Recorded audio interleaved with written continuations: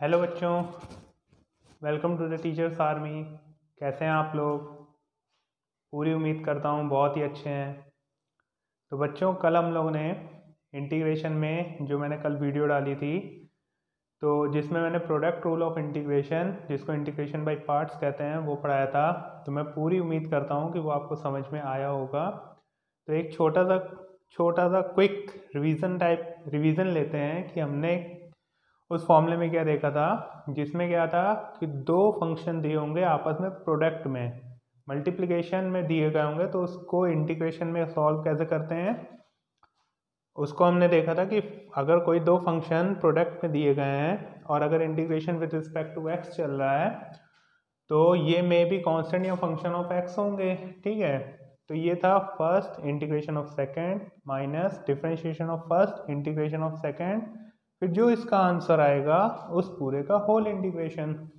ठीक, और फिर हमने एक प्रायोरिटी वाला रूल पढ़ा था जिसको क्या नाम बोला था, आई लेट। ठीक है, तो इसमें हमने क्या देखा था कि इस रूल की वजह से हम ये देख पाते हैं कि कौन सा फंक्शन इन दोनों में जिसको प्रायोरिटी फर्स्ट पे रखना है और कौन सा फंक्शन होगा जिसको प्रायोरिटी सेकंड पे रखना है। ठीक है, तो जैसे कि आई लेट में हमने देखा था, तो ये था जितने भी इन्वर्स ट्रिग्नोमेट्रिक फंक्शंस थे, इन्वर्स ट्रिग्नोमेट्रिक वाले फंक्शंस थे, ये सारे किसमें जाएंगे, फर्स्ट प्रायोरिटी। मतलब कि अगर सबसे पहले हम इन्वर्स ट्रिग्नोमेट्रिक वाले फंक्शंस को रख रहे थे, उसके बाद लॉगरिदमिक फंक्शंस, इसके बाद एल्जेब्रिक वाले, इसके बाद ट्रिग्नोमेट्रिक और इसके बाद एक्सपोनेंशियल वाले, ई फॉर एक्सपोनेंशियल। मतलब कि अगर किसी क्वेश्चन में इन्वर्स या एल्जेब्रिक दिया गया है टाइप का, तो इसको हम प्रायोरिटी फर्स्ट दे देंगे और इसको प्रायोरिटी सेकंड पे रख देंगे। तो ये सब चीज़ें कल हम लोगों ने कर ली थी और कुछ क्वेश्चंस किए थे जिसको मैंने आपको सॉल्व करके दिखाया था कि कैसे first into second multiplication rule, integration by parts का रूल यूज़ करके हम उसको सॉल्व करते हैं। तो आई होप वो आपको सब समझ में आया ही होगा। तो जैसा कि कहा था कि आज हम लोग प्रीवियस ईयर के इस टॉपिक से रिलेटेड क्वेश्चन पढ़ेंगे। तो देखिए ये वाला क्वेश्चन स्टार्ट करते हैं। दिया क्या गया है, log x upon X plus one का होल स्क्वायर डी एक्स। ये 2015 का आया हुआ क्वेश्चन है। तो इसको सॉल्व करते हैं। अब देखते हैं कि इसमें हम कैसे फर्स्ट और सेकंड लेंगे। तो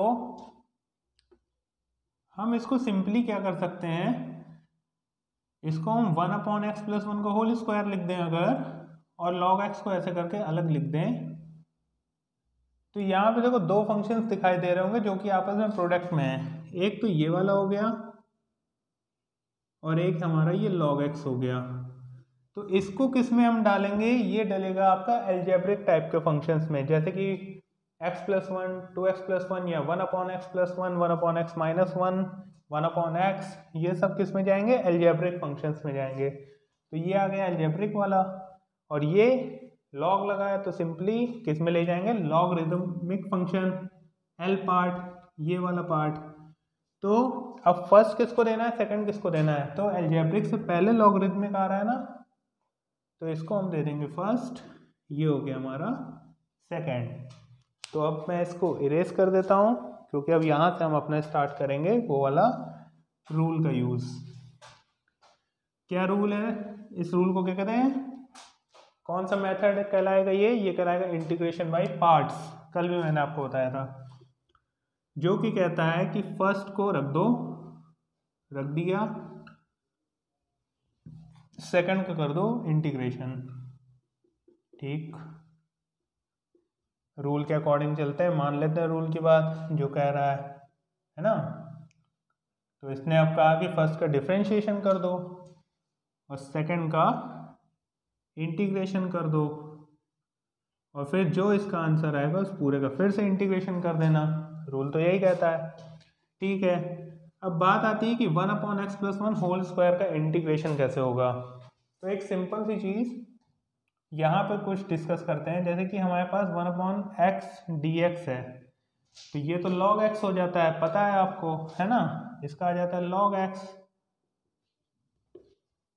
और अगर हम 1 अपॉन एक्स स्क्वायर का इंटीग्रेशन करें तो ये क्या हो जाएगा, ये हो जाएगा एक्स की पावर -2 dx, और एक्स की पावर -2 dx का -2 + 1 अपॉन -2 + 1 प्लस सी।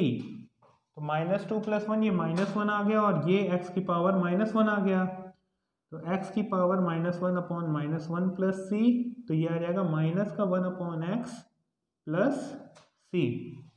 ठीक, क्लियर ये वाला इंटीग्रेशन, ये एक्स की पावर n वाले रूल से होगा। मैंने आपको पहले भी बताया था जब हम लोगों ने बेसिक्स पढ़े थे। तो यहाँ पे अब ये 1 अपॉन एक्स प्लस 1 का होल स्क्वायर लिखा हुआ है, तो हम क्या करें, अगर हमने जैसे कि लेट किया x + 1 को t, तो ये with respect to x differentiation करने पे 1 = dt अपॉन dx आया, और dx की वैल्यू आ गई dt। तो यहाँ पे देखो डायरेक्टली समझते हैं, dx की जगह रिप्लेस किया dt, और x + 1 की जगह रिप्लेस किया t, तो 1 अपॉन टी स्क्वायर dt बन जाएगा, और 1 upon T square 1 upon x square का क्या आया, -1 अपॉन एक्स, तो ये आ जाएगा -1 अपॉन टी, और जो भी कांस्टेंट होगा तो ओवरऑल कांस्टेंट सी तो यहाँ लिखना ही है, तो -1 अपॉन टी आया, और टी की जगह रख देंगे, ये आया इंटीग्रेशन करने पे, तो ये -1 अपॉन एक्स प्लस 1, तो डायरेक्टली मैं यहाँ पे -1 अपॉन एक्स प्लस 1 लिखता हूँ। फिर से एक बार समझा देता हूँ, देखो x + 1 को t लेट किया, with respect to differentiation with respect to x करने पे 1 का 0 होगा, तो 1 बचा, t का dt अपॉन dx हो गया, तो dx की वैल्यू आ गई dt, यहाँ रिप्लेस किया तो dx की जगह dt आ गया, और यहाँ पे t स्क्वायर, और 1 अपॉन एक्स स्क्वायर का आया -1 अपॉन एक्स, तो इसका -1 अपॉन टी हो जाएगा, और t की जगह x + 1 रख देंगे, तो -1 अपॉन x + 1 आ जाएगा। यानी कि हमारा इस पार्ट का जो इंटीग्रेशन आएगा, ये आ जाएगा -1 upon x + 1, minus log x का क्या होता है, डिफ्रेंशिएशन 1 अपॉन x, और इसका भी क्या आ जाएगा, -1 अपॉन x + 1, और ये वाला ख़त्म हो गया, ये ख़त्म हो गया, फिर इस पूरे का होल वाला इंटीग्रेशन अब ये ले लेंगे। ठीक, अब यहाँ पे ये तो आ गया भाई माइनस का log x अपॉन x + 1, और ये माइनस बाहर आ गया, तो ये प्लस हो गया, और ये बचा 1 अपॉन x + 1 dx। अब बेसिकली हमारे पास इस क्वेश्चन को बस इसका इंटीग्रेशन सॉल्व करना है, तो हमारा क्वेश्चन पूरा कंप्लीट, और ये 4 मार्क्स में आया हुआ क्वेश्चन है 2015 में, तो जो कि बहुत ही इंपॉर्टेंट बैठता है। तो आइए अब देखते हैं 1 अपॉन x + 1 का कैसे होगा। वैसे भी मैं आपको पढ़ा ही चुका हूँ, तो किस रूल से होगा ये वाला केवल इंटीग्रेशन, ये मान लेते हैं, चलो ये I1 है, तो I1 मैंने यहाँ पे लिखा, तो अब I1 का करने के लिए किस रूल से जाएगा, पार्शियल फ्रैक्शन, याद आया, पार्शियल फ्रैक्शन से सॉल्व करेंगे, तो इसके पार्शियल्स क्या हो जाएंगे, a upon x plus b upon x + 1, क्योंकि दोनों ही लीनियर है ना, तो ऐसे सॉल्व हो जाएगा। तो यहाँ पे इसका एलसीएम आएगा x + 1, तो a के साथ x + 1, b के साथ x, और यहाँ पे 1 अपॉन x + 1, तो ये और ये कटेगा,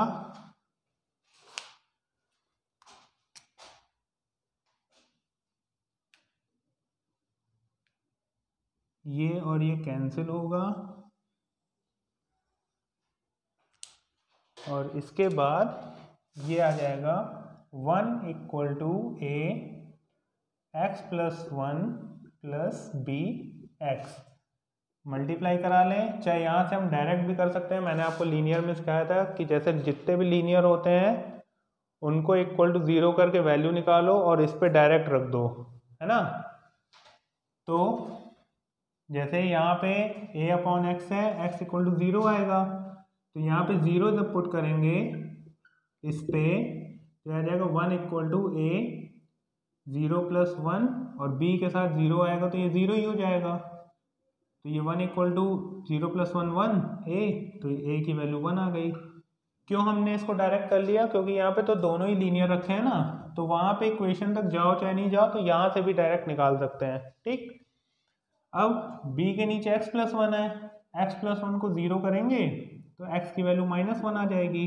तो अब यहाँ पे -1 रिप्लेस कर देते हैं, पुट कर देते हैं, तो -1 पुट करके 1 = a, ये 0 हो जाएगा, और यहाँ पे b के साथ आ जाएगा -1, तो 1 = -b, तो b की वैल्यू आ गई -1।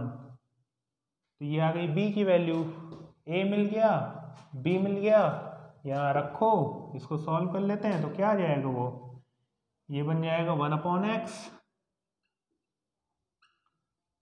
और ये -1/x + 1 dx।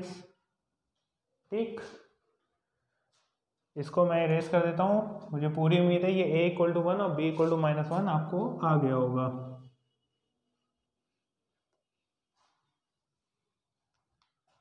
तो a = 1 आया था, b = -1, तो ये 1/x यहाँ पे, और ये -1/x + 1 dx, ये हो गया आपका log x, और ये माइनस बाहर आया 1/x + 1 का, जैसे कि 1/x लिखा है तो log x हो जाएगा ना इसका भी, तो ये हो जाएगा log का x + 1, और ये आ गया log x / x + 1। क्यों ऐसे लिख दिया, क्योंकि log a - log b होता है log a/b, प्लस कुछ इसका कांस्टेंट c आया, तो ये हमारी I1 की वैल्यू आ गई। ठीक, अब हम इसी I1 की वैल्यू को यहाँ रिप्लेस कर देंगे, पुट कर देंगे,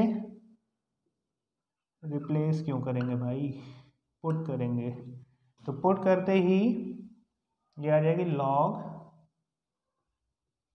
x / x + 1 + c, और ये इसका कंप्लीट सॉल्यूशन आ गया। तो आई होप ये समझ में आया होगा, बहुत ही मज़ेदार क्वेश्चन था, 2015 में आया था, और इंटीग्रेशन बाय पार्ट से था। तो एक एक स्टेप बिल्कुल वही अच्छे से करिए, बिना किसी एरर के ही सॉल्व होगा। अगर आप अच्छे से करेंगे तो कहीं भी ज़रा सा इधर उधर हुआ, माइनस प्लस की गलती, तो गलत हो सकता है। और देखिए सिंपल कितना था, ज़्यादा टफ नहीं था, बस यहाँ पे आके ये पार्ट बना ना, जल्दी से दिमाग दौड़ाना है कि अब इसका इंटीग्रेशन पीछे पढ़ चुके हो, तो जल्दी से करना है कि हाँ ये तो पार्शियल से हो जाएगा, बस पार्शियल लगाओ इसको कुछ मान के। चाहो तो यहाँ डायरेक्ट कर सकते हो, लेकिन डायरेक्ट में क्योंकि बार बार लिखना पड़ेगा, इसलिए I1 मान के सॉल्व कर दो, और फिर जो आंसर है वो यहाँ लिख दो, और ये ख़त्म। तो आया ना मज़ा, अच्छा था ना क्वेश्चन। तो आइए अब इसके बाद नेक्स्ट क्वेश्चन करते हैं।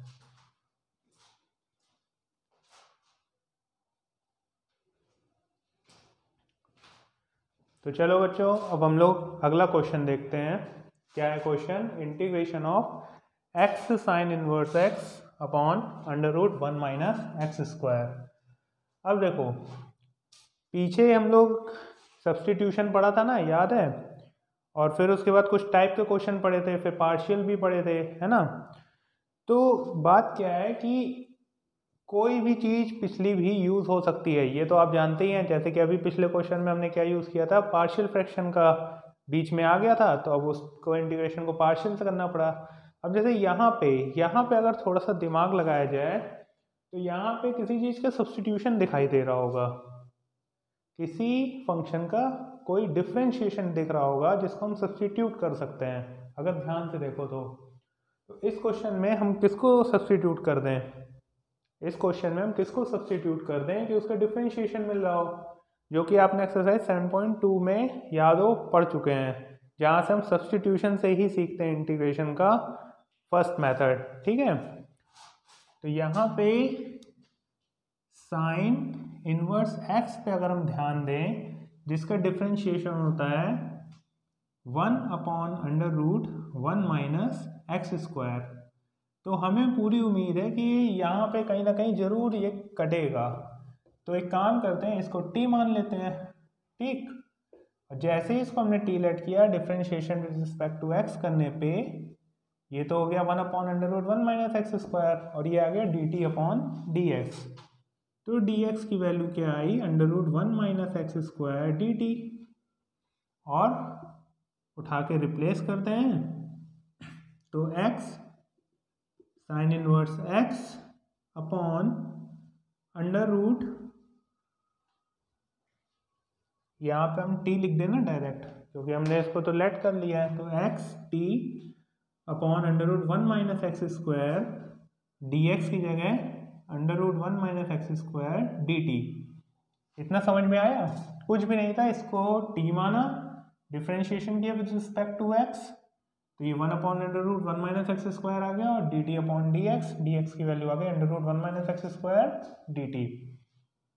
ये और ये तो खत्म हो गए, तो अब बचा हमारे पास केवल x t डी टी। मतलब कन्वर्जन तो पूरा t पे हो चुका है, लेकिन अभी यहाँ पे x आ रहा है, तो अब हम इस x को क्या करें?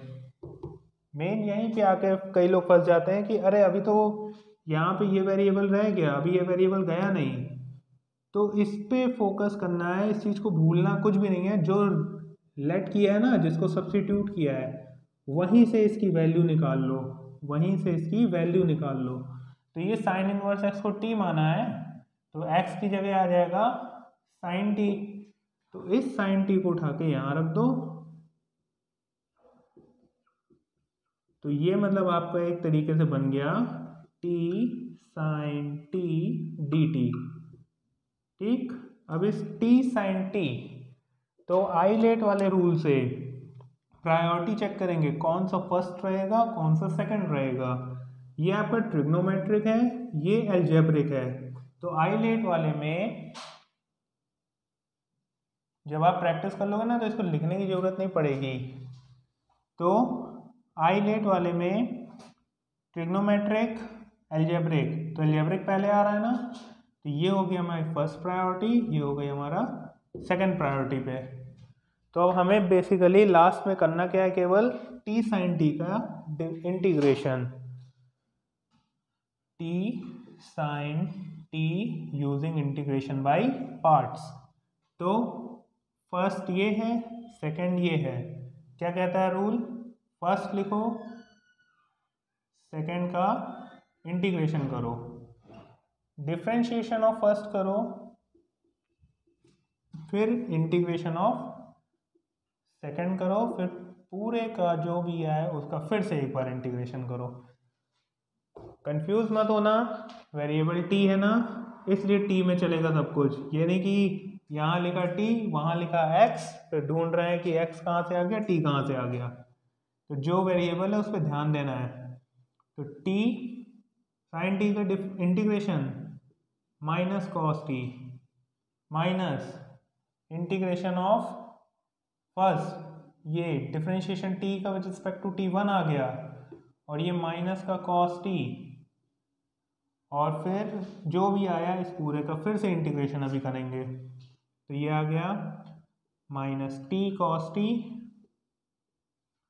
और ये माइनस बाहर प्लस हो गया 1 इंटू कॉस टी, और कॉस टी का होता है इंटीग्रेशन साइन टी, और ये पूरा आ गया एक कांस्टेंट आ गया ओवरऑल का c। तो अब हमने t को माना क्या था, किसको माना था? t साइन इनवर्स x को ना, उठा के यहाँ पे रख दो और यहीं छोड़ दो, बस इतना खत्म। तो sine inverse x cos bracket में sine inverse x plus sine inverse x plus c। ठीक, अब यहाँ पे साइन से साइन इनवर्स कट कर लो, तो आ जाएगा माइनस का sign inverse x cos sine inverse x plus c। तो ये हो गया इसका कंप्लीट सॉल्यूशन। एक चीज़ और अभी कर सकते हैं कि अगर आप साइन इनवर्स x को कॉस में ले आओ, कॉस इनवर्स में, तो ये कॉस से कॉस भी कैंसिल आउट हो जाएगा, तो ये पूरा आंसर उसमें भी आ सकता है। लेकिन अगर आप ऐसे भी लिखते हो तो मेरा मानना है कि ये सही होगा। ठीक, तो ये हो गया इसका सॉल्यूशन। एक बार मैं आपको साइन इनवर्स x को कॉस में कैसे कन्वर्ट करते हैं वो बता देता हूँ।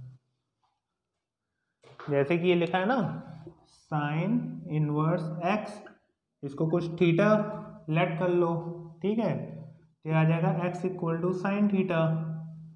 अब साइन थीटा क्या होता है? क्लास 10th में पढ़ा होगा रेशियोज, साइड के रेशियोज वाले में, कि अगर कोई राइट ट्राइंगल है और ये एंगल अगर थीटा है तो साइन थीटा का आपने पढ़ा होगा वो होता है परपेंडिकुलर अपॉन हाइपोटेन्यूज। तो ये थीटा के सामने वाला परपेंडिकुलर होता है, ये हाइपोटेन्यूज और ये बेस। तो साइन थीटा की वैल्यू आई x/1 यानी कि परपेंडिकुलर अपॉन हाइपोटेन्यूज। तो ये आ गया x, ये आ गया आपका 1। तो पाइथागोरस से जब आप इसको सॉल्व करोगे तो आ जाएगा √1 - x²। तो अब ये cos थीटा क्या आ जाएगा, cos थीटा होता है बेस अपॉन हाइपोटेन्यूज। तो ये 1 - x²/1 यानी कि थीटा आ गया आपका cos इनवर्स √1 - x²। तो इसको जैसे यहाँ पे रिप्लेस करोगे ना, यहाँ पे ये हमने मान के निकाल लिया, cos इनवर्स में ले आए, तो ये √1 - x² रह जाएगा। तो ये आ जाएगा √1 - x²। यहाँ पे लिख देता हूँ मैं, शायद वो नीचे दिखाई नहीं देगा। तो ये आ जाएगा, इधर लिख दे रहे हैं आंसर, ये आ जाएगा आपका minus sign inverse x √1 - x² plus x plus c। तो कंप्लीट आंसर में ये दिया गया होगा। तो आई होप ये भी आपको समझ में आया होगा। कुछ नहीं करना होता, बस थीटा मान लेना होता है, फिर जो रेशियो वाला रूल होता है उसका यूज़ करके हम इसको किसी भी एंगल में ला सकते हैं। साइन इनवर्स को cos inverse, tan inverse, sec inverse, cot inverse, किसी में भी उसमें ला सकते हैं। इनवर्स ट्रिग्नोमेट्री में आपने ये पढ़ा होगा। तो आई होप ये समझ में आया होगा। ठीक, अब नेक्स्ट क्वेश्चन लेते हैं।